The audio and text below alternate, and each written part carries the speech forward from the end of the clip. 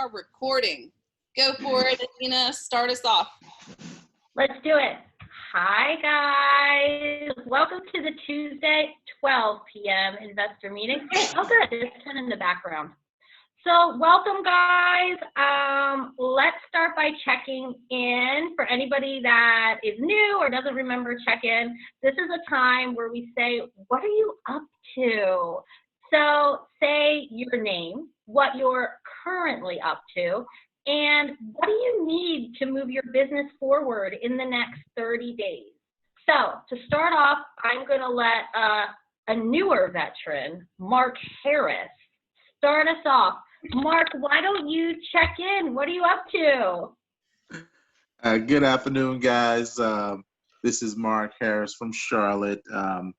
Currently, I am still working on the property that we have in the Autumnwood subdivision, and looking for potential buyers. And as far as the next 30 days, I just need to hone my skills in becoming, not just becoming a better wholesaler, but becoming a better investor and learning the techniques and lingo so that when I am conversating, I do sound like I know what I'm doing instead of stumbling through the process. Very good. Awesome. So in the next 30 days, is there anything specific that you're looking for? Or knowledge and clarity is the default, right? Yeah, I get in the next 30 days. I really want to have be able to find 2 more deals, put them under contract, and have 2 buyers in place for those 2 deals. That's the goal for the next 30 days, to get 2 deals. Okay, what kind of deals? I'm looking for either a wholesale deal. Even I may even have a lead on a subject too, but that one's a little advanced for me because I never dealt with it before. So I would definitely have to have somebody to coach me through that process. And you said it's a subject to deal? It's a potential subject. I haven't got into the details of it yet. Okay. My cousin has a property that's vacant, and she's talked to the lady over there before. Okay. Well, if you want to discuss any of the stuff, just not addresses, we can go over, generalities and stuff during open floor. Okay, no problem. Excellent. Thank you. Awesome. Thanks, Mark. Michael, why don't you check in for us? So my goal in the next 30 days is I'm going to try to make 100 offers in 30 days. I'm part of the Epic Pro Academy. It's very expensive. But yeah, there's a Legends Challenge coming up, and I think I'm about to make 100 offers in the next 10 days. I guess it's had a lot of good results for students, so hopefully that'll work. Yeah, it's all about making offers, so if I can step that up, I'm sure I'll get a deal or 2. So that's what I'm up to.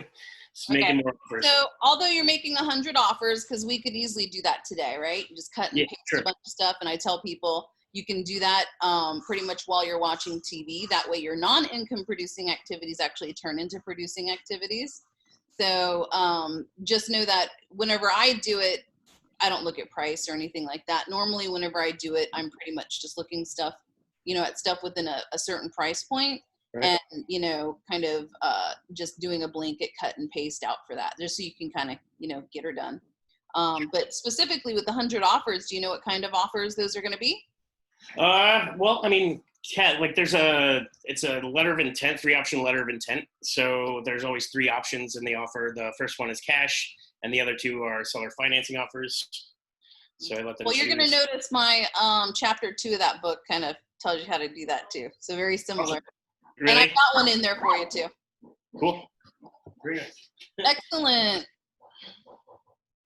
Awesome. Well, that's going to be exciting to check in with you in the next 10 days and see how that goes. Yeah, I'm excited to hear the results. Yeah, unfortunately, my job, I just want to quit my job, and they just put me back on my regular old schedule, so I'll be working full time again. So it's going to be a challenge for sure, but I'm so ready to quit my job. So that's the motivation. Awesome. And okay. Let me just go ahead and just kind of put this in perspective. So you pretty much just need to make 3 to 5 offers a day. So today, just make sure you copy and paste, 3 to 5 of them just to see, what you get. But I would highly recommend you stick to one type of property, because a lot of my offers will be like for, 3 bedrooms that rent out for $1,000 or something like that. And just copy and paste, the planet. Because remember, out of 100, you only need 1 to say yes, right? That's right. Yep. Awesome. Good advice. Okay. The Varoli family. Hi, how are you? You're on mute. Oops, sorry. How are you? Good. I'm We're doing good. Why don't you check in? Okay.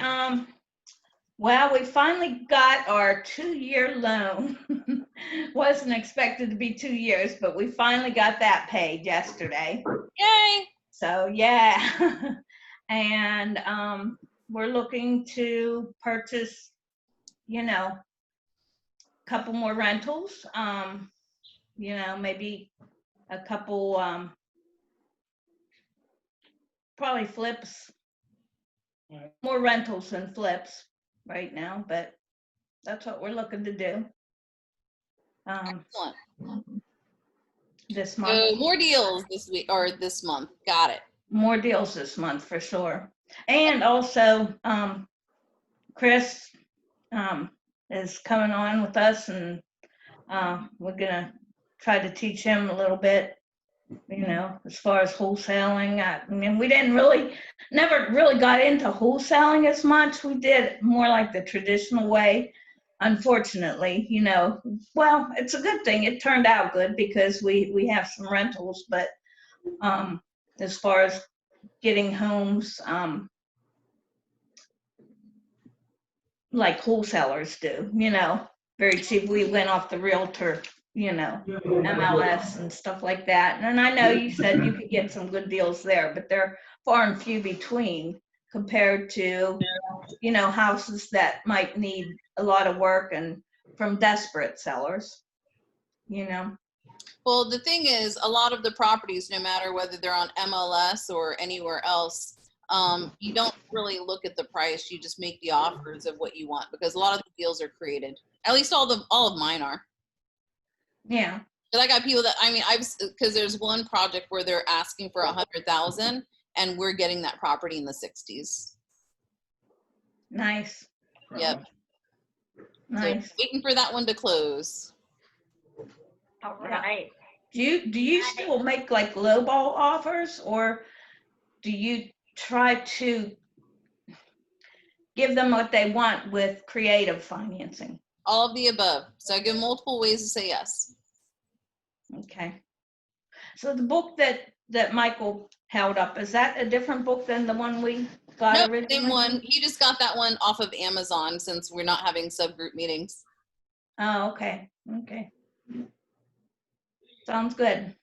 Excellent. Awesome. Okay. Chris Piper. Yes. How are you? Hey. Have you been to our meetings before? I have not. No, this is the first meeting that I've attended. Oh my gosh. Well, welcome. Thank you. So, Chris, why don't you tell us a little bit about you? What are you up to? We actually just relocated down south with Ken and Sue here. So just exploring this as a possible outlet, really. Just trying to gain the knowledge and see if this is something that I might be wanting to get into. Nice. So what aspects of buying your own properties, or what aspects of real estate are you looking to get into? What looks interesting to you?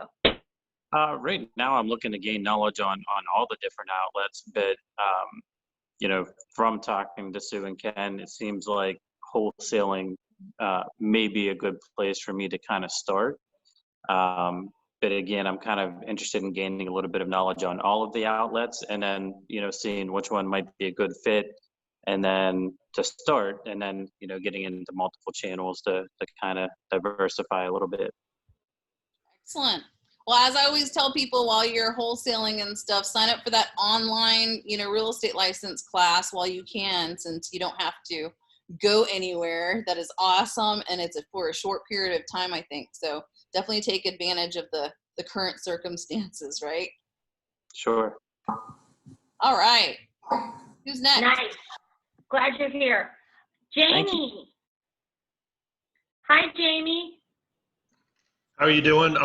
New to the group. I own a real estate firm in Charlotte, and I also do personal investing, and I do the Charlotte REIA up here, and I've been on Curtis's Zoom calls. I own an investment property that I had owned it cash, and I cashed out, and so now I'm looking to buy.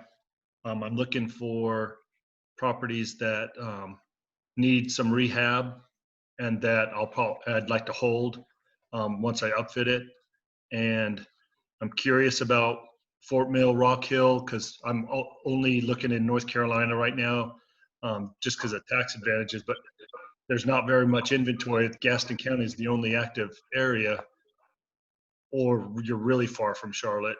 So I'm looking to possibly venture into South Carolina. Excellent. Nice. Well, welcome to the group. Happy that Curtis invited you.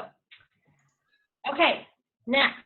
Let's see, who can we check in next? Hi, Kimberly.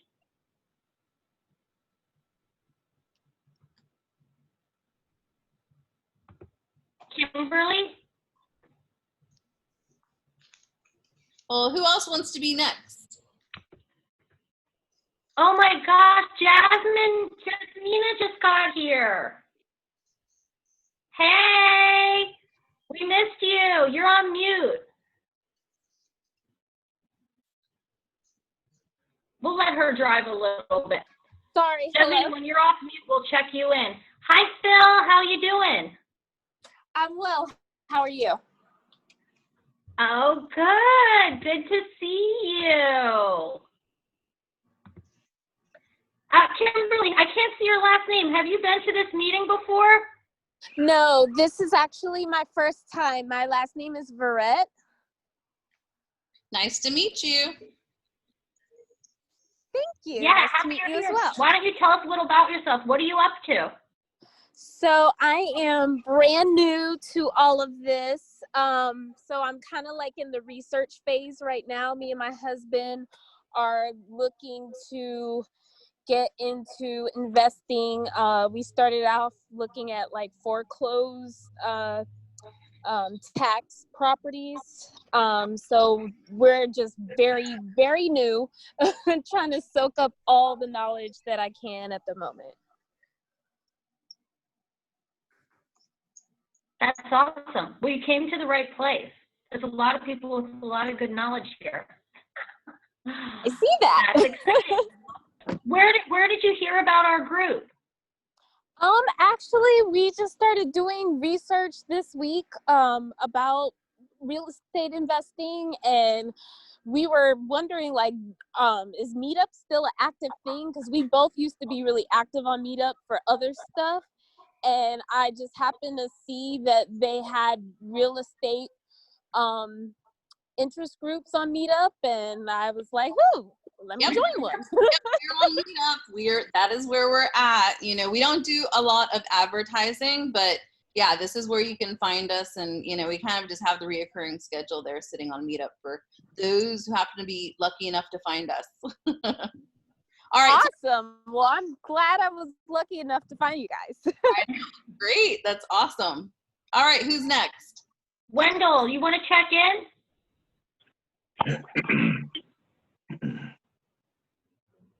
Yeah, I got a little background noise. You got anybody else needs to check in first, and I'll be out. Sure, In a few absolutely. minutes. Hey, Dominic, how you doing? Hey, I'm doing good. Dominic, I can't see your last name. Have you been to this meeting before? No, I haven't. First time, but I've been to a few meetups in person, but I haven't been to this group before. Ah, well, we are happy to have you. Dominic, so what are you up to? What's going on, and what do you need to move your business forward? Oh man, I'm doing 2 single family rehab, looking to turn them into rental. But I'm actually, trying to look more towards and get into a small multi-family unit. Okay. So looking to get into that arena. I've been dealing with single families for the last couple of years, but would like to, expand on that. That's exciting. All right. Well, I'm glad you're here. How did you hear about us? I just seen your post on the Facebook group. I just recently joined, the investor, created a business profile and, joined the group via Facebook. And so I see your post on there and got on. So. Nice. All right, man. Good deal. Jasmina. Hey, you made it. Yes. Look where I'm at one of my work sites. Love it. This is a flip endowment. I see you on Facebook all the time, so check in. What have you been up to, and what do you need to move your business forward? Well, we've been concentrating on acquiring more real estate for just to hold right now. But this one, actually, the one I'm in right now is going to be a flip. It's a flip, actually, and it's over Belmont. So we're actually working on 2 flips and 3 homes. And what I'm trying to get into is trying to start doing my own property management. Instead of, because we do have a company that we work with right now, but I think I want to get into that, like manage our own properties, our own rentals. Mm-hmm. That's exciting.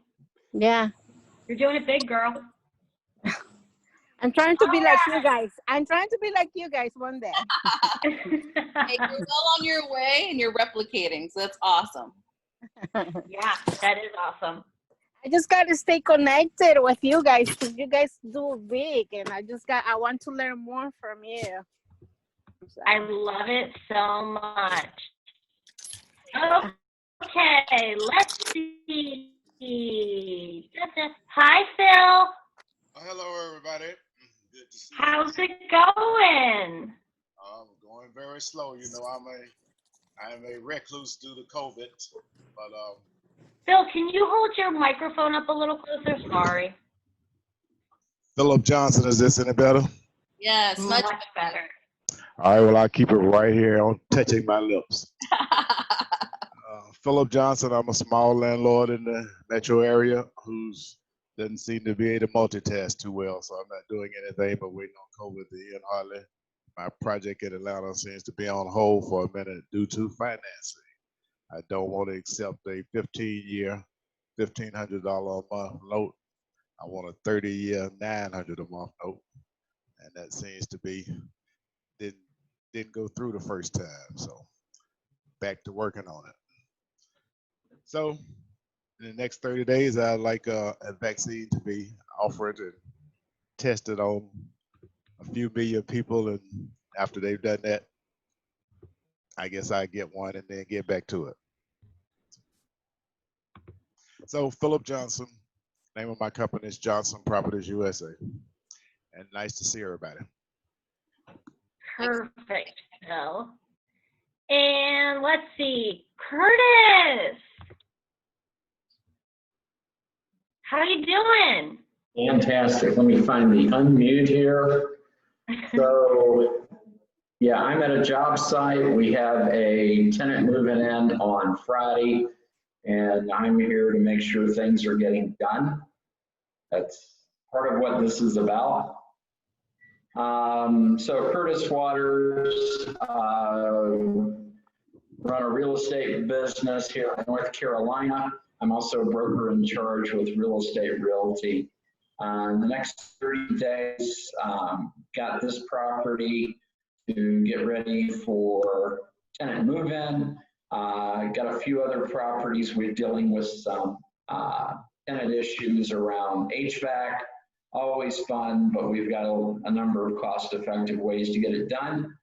And I think that'll keep me a little bit busy. So That first, sounds good to me. optimization.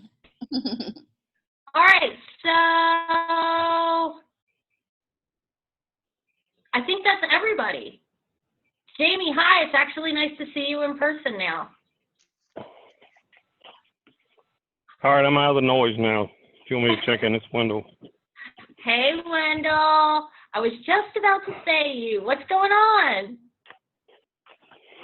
Well, we put one of our Airbnb rentals on the market.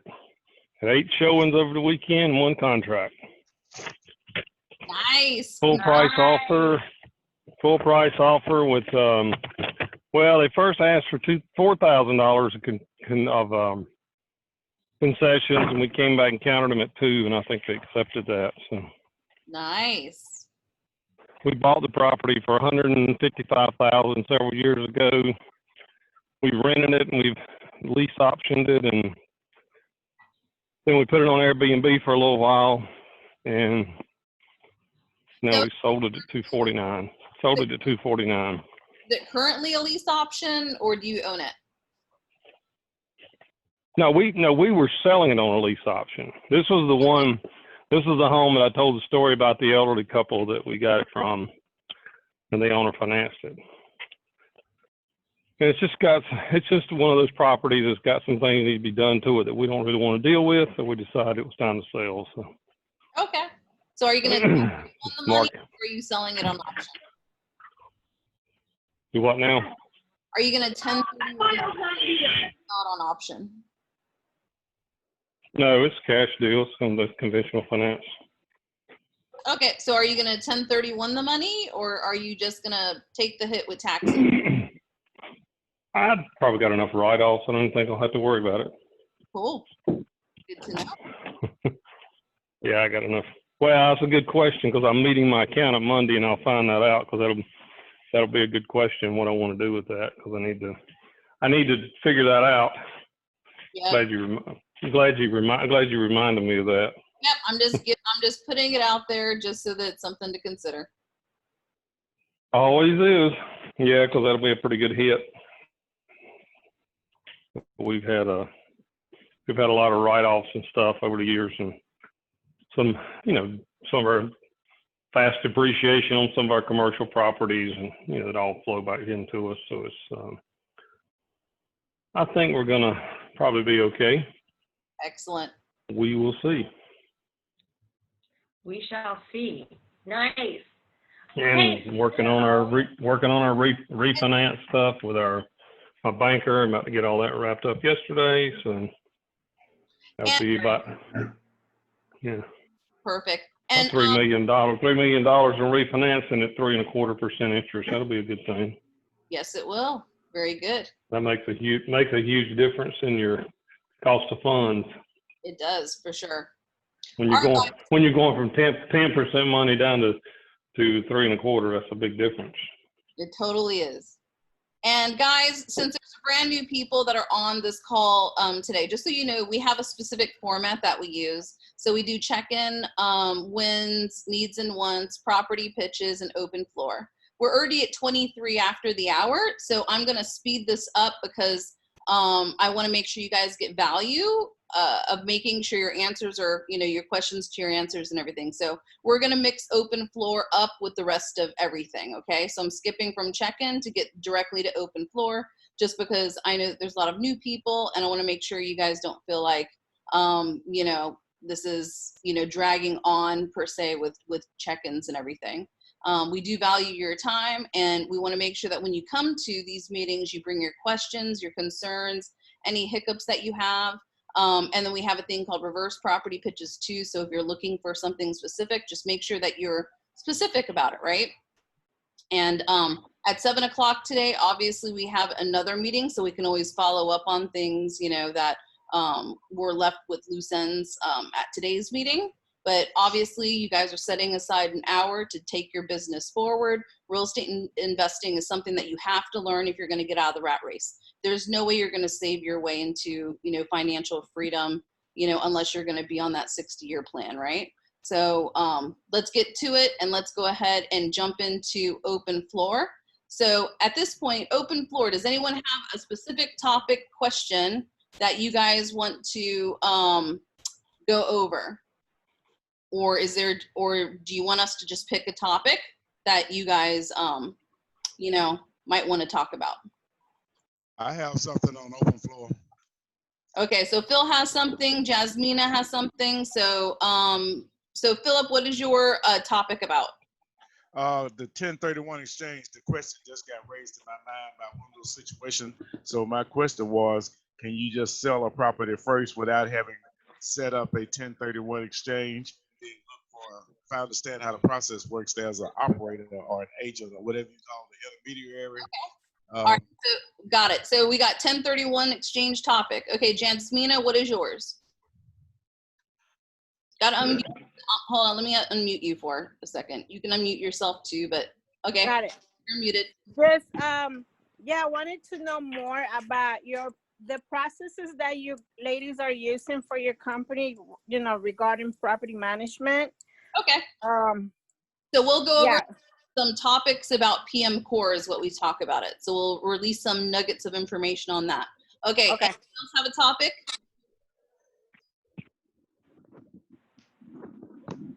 We got 1031. We got property management. Anything else? I have a question. I was thinking about refinancing. I'm already at a 4.5 interest rate.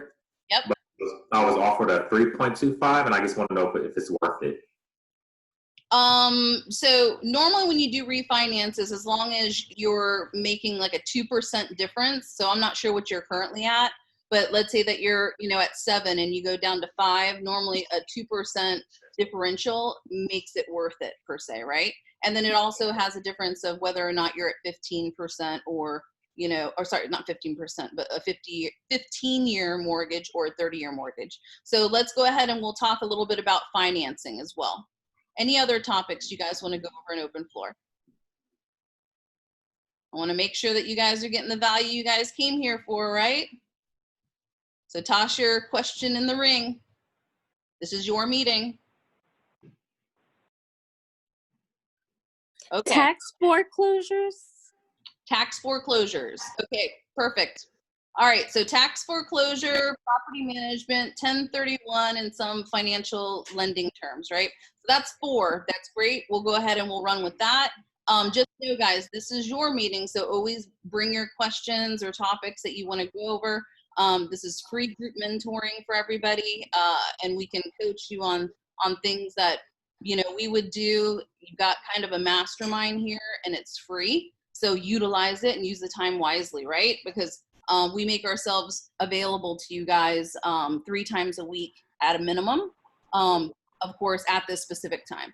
So if you try and reach out to us, outside of these times, just know then we would be, working on a project or something like that together. So anytime people are texting me or whatever about, coaching questions, please make sure you guys bring the meeting so everybody can learn those questions, or you can put them into the Facebook page of Hobby Millionaire. That way everybody can, answer those questions.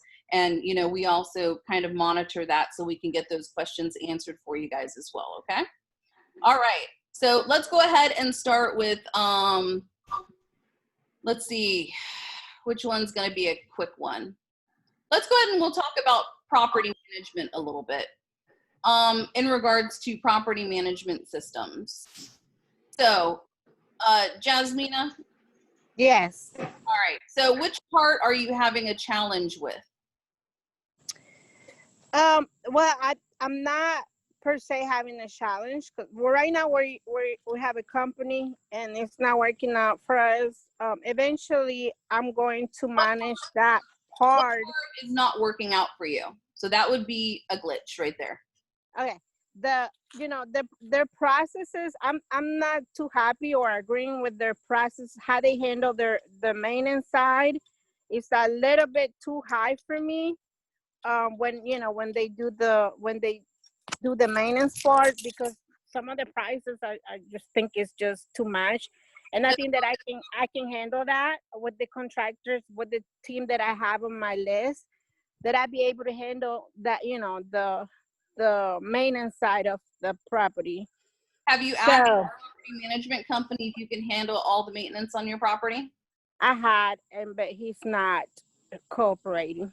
Yeah. So just so you know, there's a lot of property management companies out there that will lure you in and say, oh, I'll give you 4% property management, 7% property management, whatever it is. And then they just rape you literally on the maintenance. Right. Exactly. So I just basically paid $600. A tenant said that her smoke detectors were painted over when the property was painted. Never was mentioned, and she's been there 9 months. So I was charged almost $600 to change 5 smoke detectors. I was like, this makes no sense. That's my whole profit right there in a month. Okay. So number one, your contract in there should say that there's a minimum amount where they have to get approval from you before they can charge that. So there should have been, either like a $250 to $500 threshold. Anything right. that they have to provide you with bids or quotes, or they have to ask for your approval. Did that happen? Well, the fee was $470 something, but they have like a maintenance work order fee that's $100 and something. So everything came out to be like close to $600. Even though, like, I think I can change a smoke detector myself. I mean, it's like almost kind of changing a light bulb. It's not that, Yeah. So obviously we know $600 smoke detectors is, asinine, right? We get it. But did they contact you and say? No. Okay. So you're going to want to look at your contract and enforce your contract. Right. So it's been going a lot of back and forth. So I'm coming to a point where in my business that I can't handle that no more. I'm just going to handle it myself because I know it's doable. I just want to know, I know that you had to have a realtor license in order to be able to manage, well, not to manage your own properties, but if you want to get into the property management side, understanding the laws. I don't want to break the laws, when it comes to that. So that's what I'm trying to have more understanding before I start doing it myself, because my contract is coming to an end and I will end it. Yeah. I think that I can handle it. So number one with PM Core that I teach people, guys, you guys have to learn how to manage your managers, and you have to know exactly what the price points are. Simple as that. And you also have to have enough confidence to be able to enforce your contract. Simple as that. Okay. That way you don't have a situation where in essence they're taking a lot of profit, Also, whenever you're negotiating your property management contracts, you can say, hey, I want you to property manage my property, but in your system, I would like my work orders to be dispatched to these preferred contractors, and so that way if any tickets come in, they know to forward it to your team. Okay. That's another thing that my property, and I don't want to say the name because it's a popular name and you probably know this person too. But one of the things that I ask, hey, I would like to use, my contractors, here's the information, but no, it's very like controlling situation. It's like kind of, I think he has his own maintenance company and he wants to use his own people, and I guess that's how he makes money. But I'm not in this business to make money for somebody else. I'm here to make money for me. So I understand. And guys, you will end up getting yourselves into situations where, people are not really running management companies, but they're running maintenance companies. So just be careful with that. And you can also ask an interview to find out if that's the case or not. But again, you guys have to know how to manage your managers, right? And if they're not going to allow you to structure things your way, then don't, it's simple as that. So with us, our property management company, we do allow, obviously investors to go ahead and have it dispatched to, whoever they want to have it dispatched. We even allow them to take care of their own maintenance as long as they take care of it in a timely fashion and don't get me sued. So, you know, we're here for you guys, but also you can do it on your own and you can set it up. But if you're going to do it for other people, then you need to go ahead and sit for your real estate license. It's online and everything, and you can get it done in like 30 days, right? So just, you know, get that. Another thing with your systems on your property management, we have a 24/7 call center, right? So that way, if any type of work orders come in, the ticket comes in and everything, and then they dispatch it to the contractors that have that skill set. And then we also have it about, you know, 3 contractors deep, just in case one contractor isn't available or too busy, or doesn't want the ticket for some reason because they hate the tenant, right?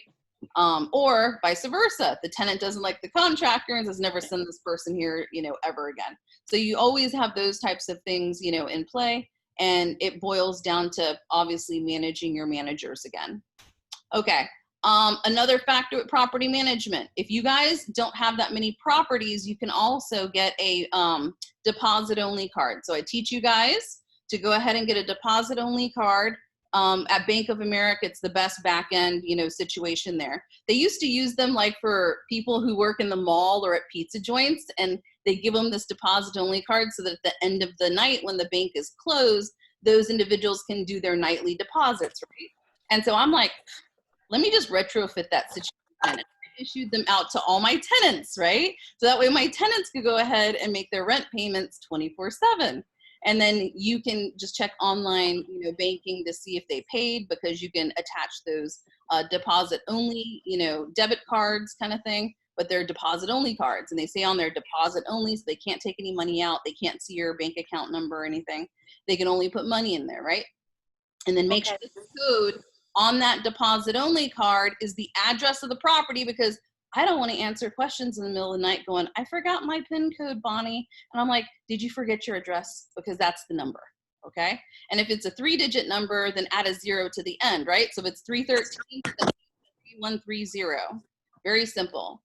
And then also, if you have multiple units, like apartment complexes and such, what you could do as well is, you know, let's say that all the properties are renting out for, you know, $1,000, you know, a month, and you have 10 units. You could say that apartment 1 rents out for $1,001. Apartment 2 is 1,002, 3, 4, 5, 6, all the way up to 10. That way, whenever you just, you know, cross-check your, you know, bank account, you can easily see who's paid and who hasn't, right? That way, all the rents aren't like a bunch of random $1,000, you know, rental payments that are coming in. Another thing with your contractors, we do negotiate the prices ahead of time. You want to negotiate preferred contractors and overflow contractors. So preferred contractors, they get all of the tickets firsthand, and they give you a bulk rate price and everything. That's pre-negotiated. And then if they don't want the ticket, it can go to overflow contractors, okay? But they get first dibs on all those tickets based on, you know, them pretty much putting your tickets before their other tickets. And they can be doing retail jobs and that kind of stuff, but they come and take care and service your properties in between their retail jobs, right? So they can go ahead and charge $7,000 AC units to random people, but it's not going to be us, right? So we're going to have our flat rates. They're going to service our tickets in between those retail jobs, right? Just to go ahead and keep them always busy and that kind of stuff. And we reap the benefits, obviously, of a bulk discount price. Okay, the other item with property management. Obviously, Adina is sitting doing an open house in a duplex right now. So some management companies, they have leasing agents. I don't do that because I can't stand, I'm sorry if anyone's an employee, I just can't work next to employees because they clock in, they clock out. It's all they want in life, and it just hurts my soul, okay? I don't like it. I can't how they just go in there and that's all they want in life, right? I just can't be around that. So what I'm around are contractors, right? So I have real estate brokers that will do all the placements. So if I have 100 units that I need to, you know, get filled, I will dispatch that to 100 brokers. Each one of them, their job is to fill that unit, okay? And they get paid a commission to do so. So, you know, like Adina is there. She actually has exclusive rights to our portfolios. So she's the first one in there. And until she can't handle all of, the placements and all the stuff that we have going on, then we'll bring in some other brokers, or you can put it on MLS or that kind of thing. But when you do that, you can easily, get your vacancies filled very quickly, right? Imagine you got 10 vacancies, hire on 10 brokers, have them work out of those particular properties as if it's their office, just like Curtis is sitting, over in one of the properties and working and doing this call and doing his marketing and doing whatever. Don't be in an office. Screw the home office. Don't be doing that. Look at Jasmine is working out of her freaking car. She's at a job site. Why are you sitting at home, sitting inside, an office? You could easily go into like an, a for sale by owner and at least go drum up leads there. For you guys who are wholesaling, find the nearest for sale by owner and go and say, hey, can I go sit in your property and give you some, exposure to marketing? And hey, the buyer pays my, fee and that kind of thing. And it doesn't hurt you any, right? So, there's a million and one ways to kind of, get things done. But in regards to property management and the leasing aspect of things, piecemeal it out. I mean, that's just the way we do things. Normal management companies will hire on, a leasing agent, but they're getting paid, hourly rates and stuff, and they're too lazy to get up out of their chairs at the office to go drive to some property that's, heaven knows where, right? They're not like eager to do that because there's no incentive. So obviously you can hire on performers, people that are going to actually, get results for you. And it's also, based on flat rates too. Any questions about the property management nuggets? I have a question. Yep. How do you handle like, the eviction side of, Yeah, so nationwide eviction is who we use, and you pretty much it's nationwide because I don't have time to go look up the attorneys in all the different states that we have properties, right? So nationwide eviction, I let them utilize that platform to do all of our evictions. You can see the pricing based on zip code on that website, and obviously we get evictions just because we're a property management company and we do a lot of evictions, and I've been using them for years. Okay. My signal went out. Who do you use, you said? Nationwide eviction. Okay. Yep. And then also there's also Serane's office that's over in North Carolina if your property is there.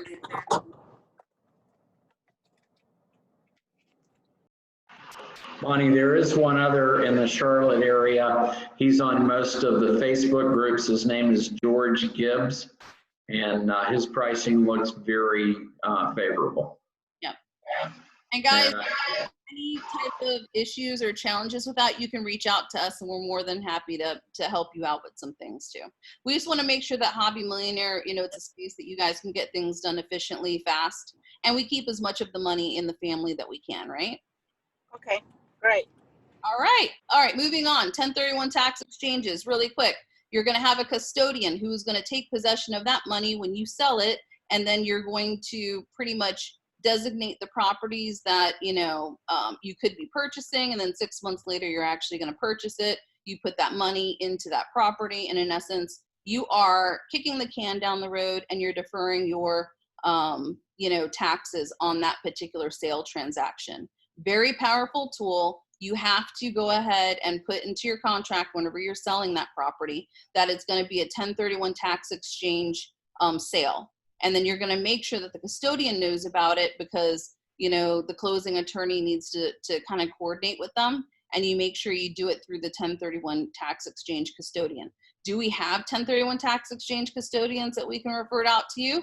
Sure, absolutely. We can post it pretty much, on the Facebook page and stuff like that, or you can reach out to us, as well through the meetup or, through the group, that kind of thing. And, but we'll try and put it up on the Facebook page so that you can see which companies are available. But easy enough, guys. You can Google 1031 tax exchange custodians in Charlotte or wherever, and I think that the pricing, isn't the pricing, Curtis, last time we did like $800? Yeah, that's about what we paid. Yeah, I've seen $800 to $1,000 for them to pretty much hang tight on the money for you. And then, obviously put it into your next deal. Anything to add to it, Curtis? Yeah, you have to exchange. So if you sell a property for 100, your replacement properties have to be 100K or more. So yes, you are deferring the gain, but you still have to buy properties worth at least the amount of what you're releasing. So what is the time? What is the time period? So you have to identify before you close. So I know your question was, when can you do it? Have you already closed? Well, it was referring to Wendell's question about he's already got a contract to sell his property, and now he's thinking about maybe trying to retroactively make it a 1031 exchange. So that's what brought up my question. All you have to do, if you're under contract, is do an addendum to the contract, and you're good to go. Yeah, if you're using the North Carolina purchase and sales contract, it already has the verbiage in there. Go get a 1031 qualified intermediary and just get it done before closing. I've seen people make that decision, and I've seen it happen in less than 24 hours. Okay, so if I understand it, the purchaser, it's not going to affect the purchaser of the property that you have, the 1031 exchange. So, well, it's not going to affect the purchaser at all. If you wait to the last minute, you might kind of piss them off because it may delay closing a day or two while you get this put together. But it can be done. You have 45 days to identify replacement properties, and then you have to close on those properties within 180 days.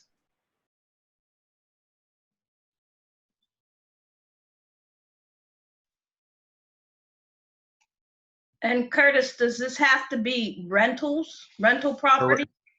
It has to sure be, you want to put your money back into something. I'm sorry, I didn't hear you. Yeah, it has to be properties that are income properties.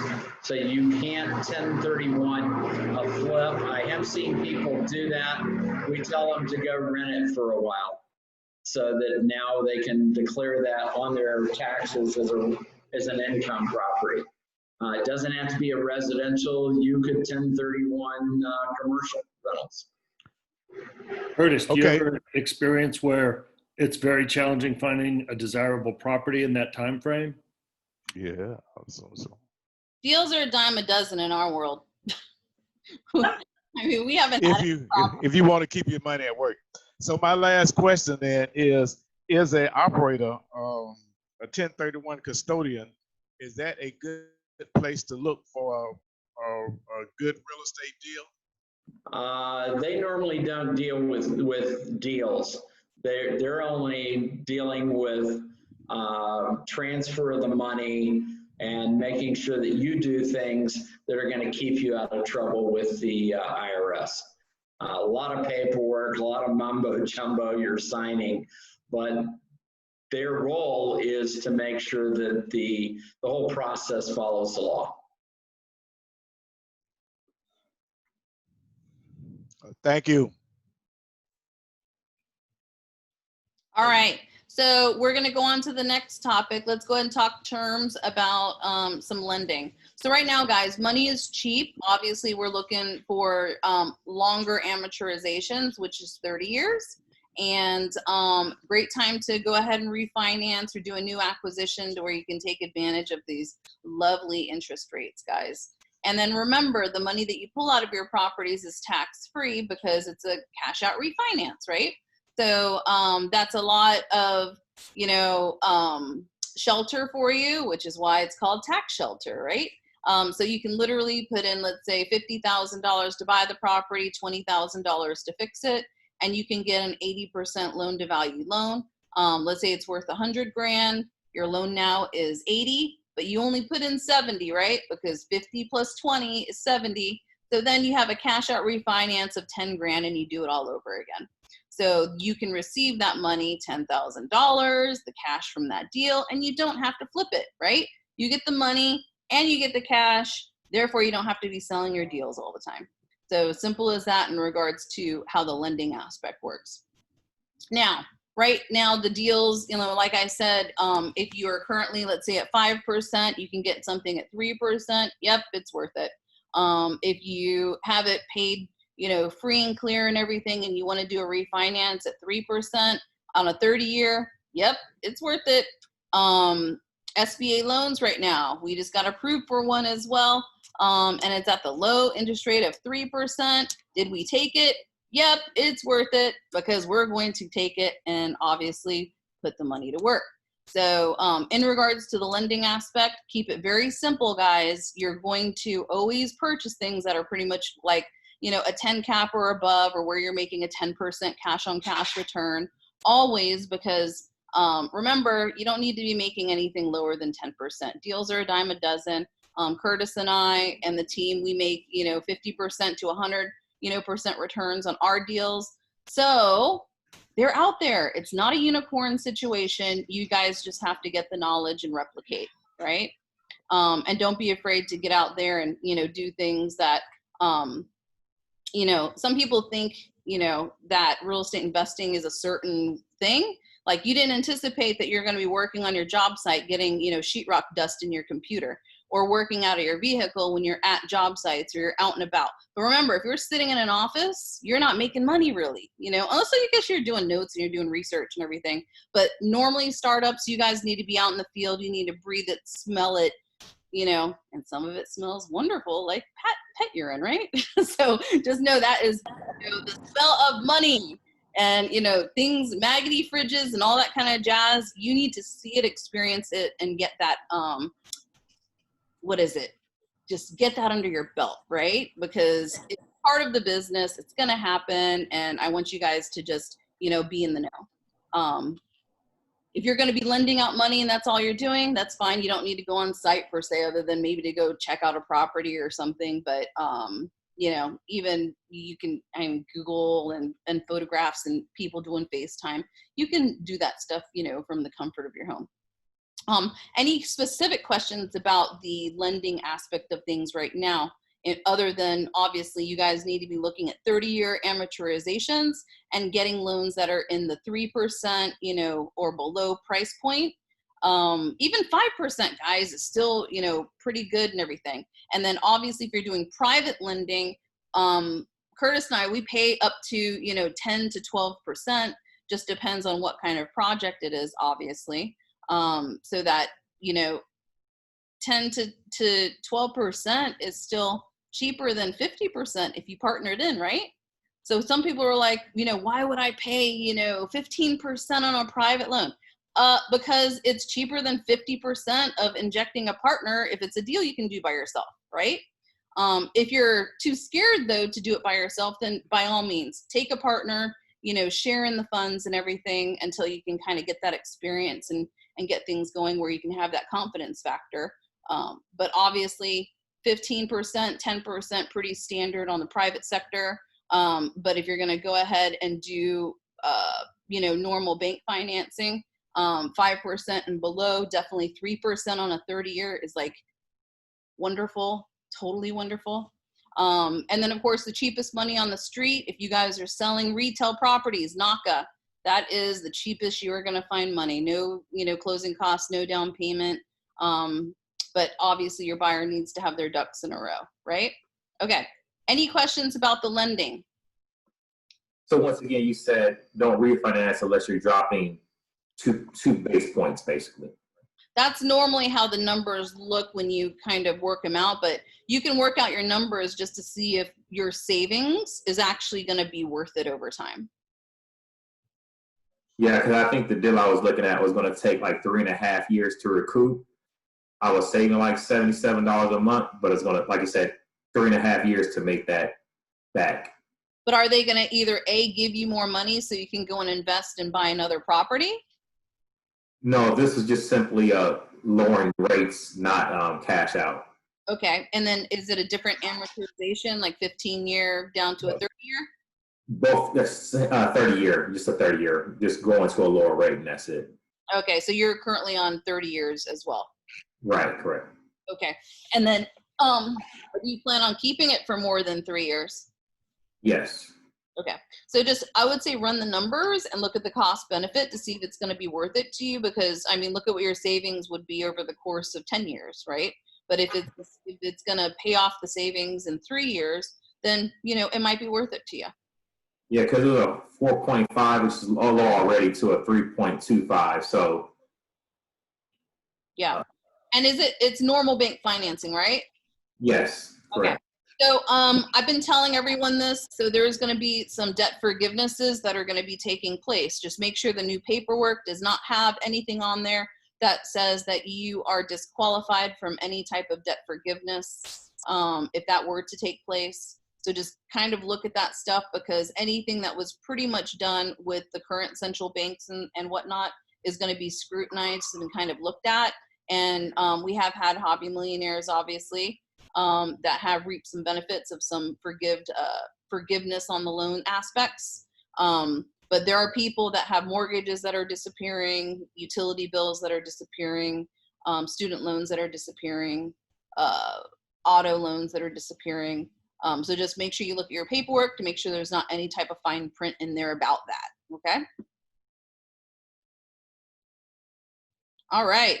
Any other questions about lending? I have a question, but not about lending. Okay.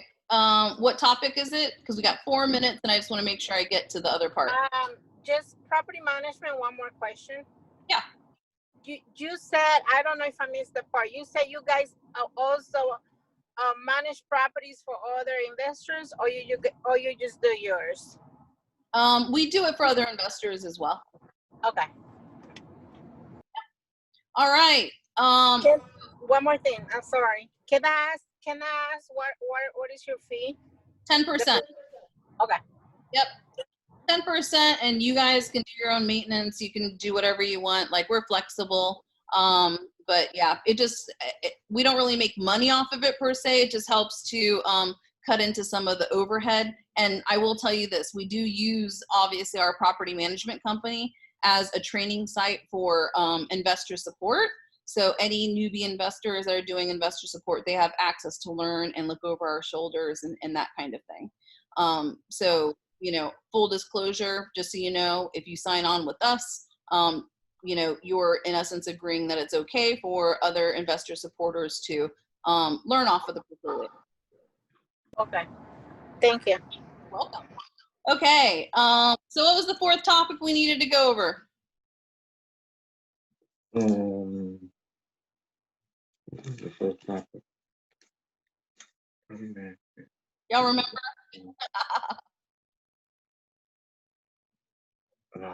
One of you guys' questions. It was property management, lending, 1031 tax exchange, and something else.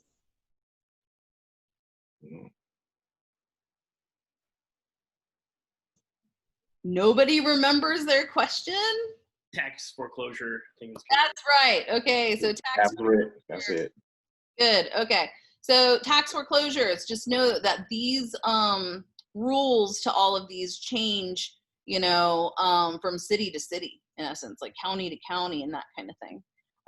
There is a city that is located in Texas where once it goes through that tax foreclosure process, it wipes out the mortgage.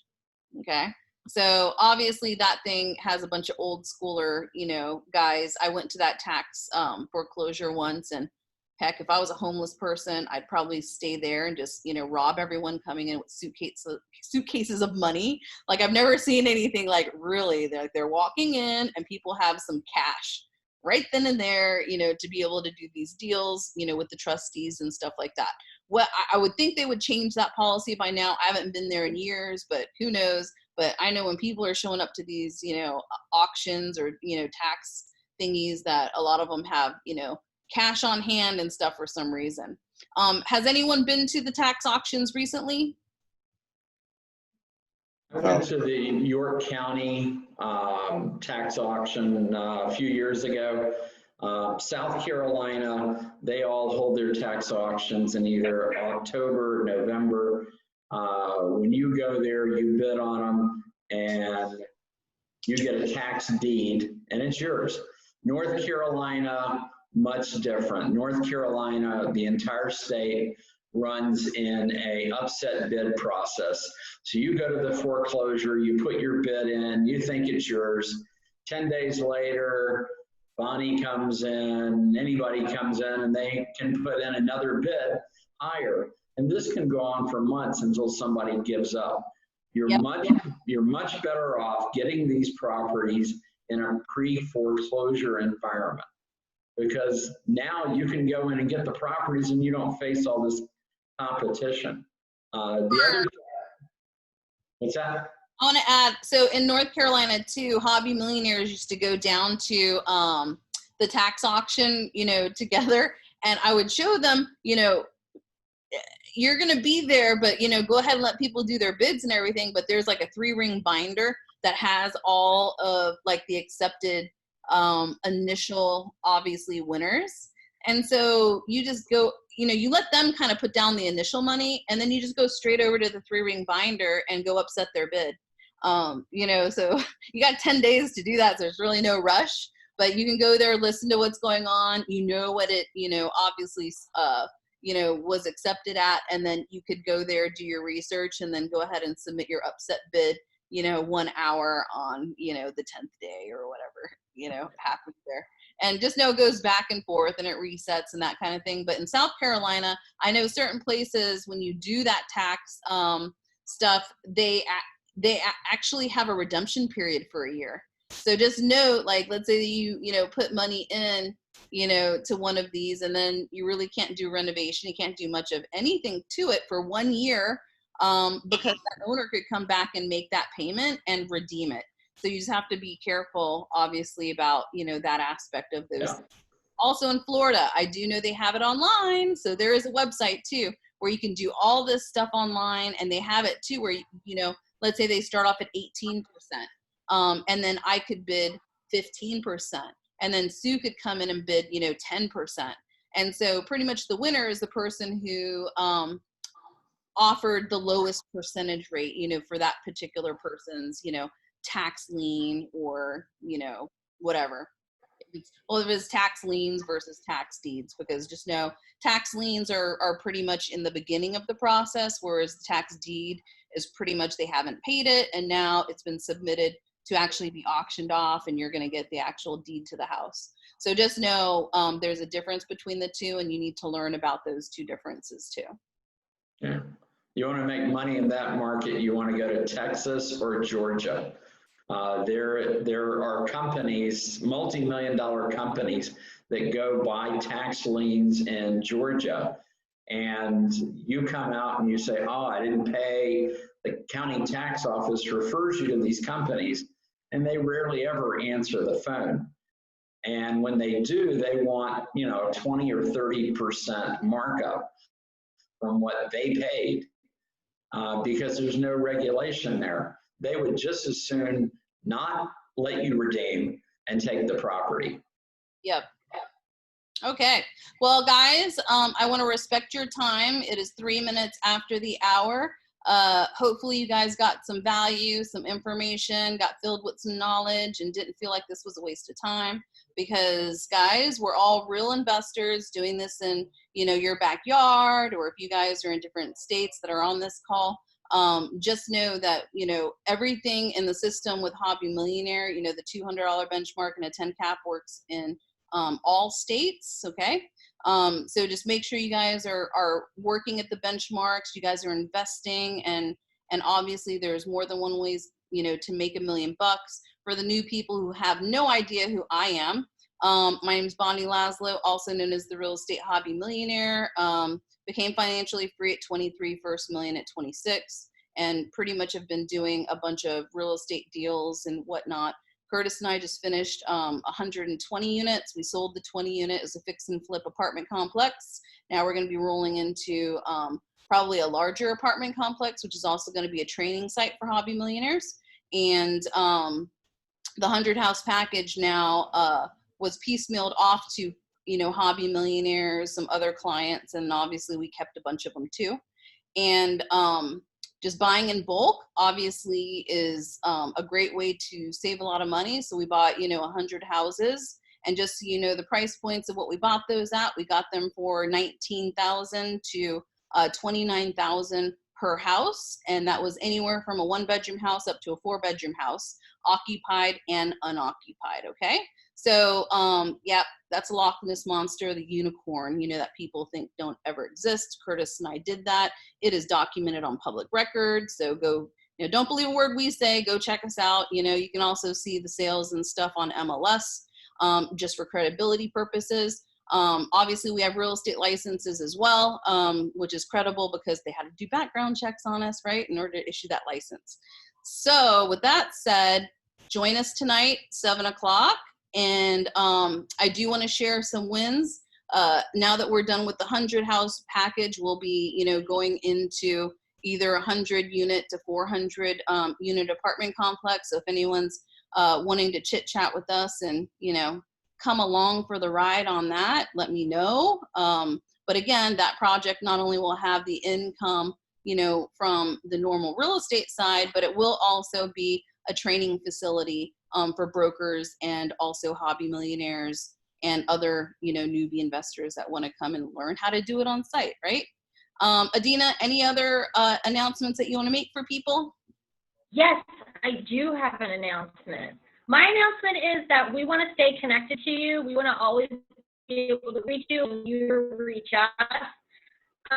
If you could send your first and last name in a text to our phone number 980-533-0988.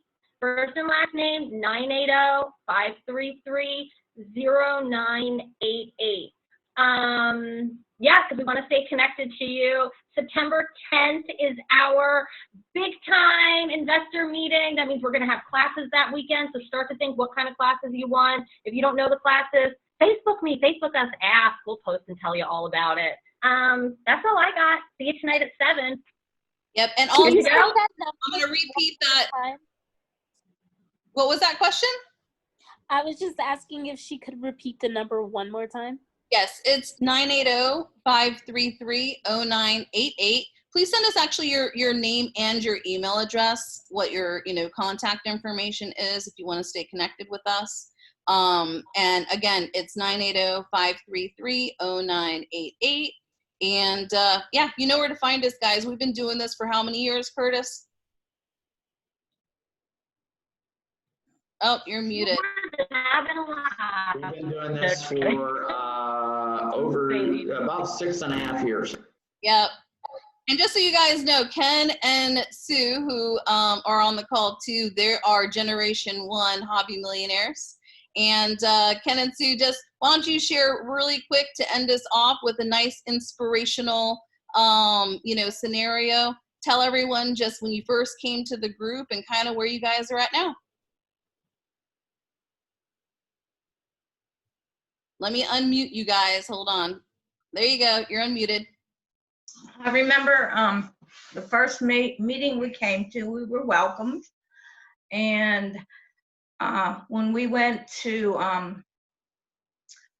Driving for Dollars, I remember seeing an 4-unit apartment complex that had dog poo in it and just laying there dried up, you know, and I'm like, you know, and you were like, what? Yeah, I see dollars. So it's like, I didn't understand it all then, but I do now. I do know that if you're working a full-time job, you can't get into it as much as you'd like to. It kind of sets barriers. So I think it's a good thing to get started when you're not working. I remember there were young people in there. I think, what was her name? Brother and Anthony and Katie. And Katie. She was pretty young when she got started. Oh yeah. How old was she? I think she was 16 or 18, but you know, their family now has done a multiple amount of deals. They've done deals with us. I mean, it's been flips, buy and holds. They're currently in more acquisition mode. They've done private lending, and it's cool that they've made it into a family business, and they were, you know, teenagers when they came to the meeting. So No. And some of the people are really kicking it, you know? So, I mean, we haven't done as well because, well, we were slower at it, you know? I mean, I didn't understand a lot, you know what I mean? It was all. Okay, number one. Okay, Sue, you are selling yourself short, woman. Tell me how much you bought that duplex for over in 28208, ma'am. The duplex, 62,000. Okay, and how much did you sell it for?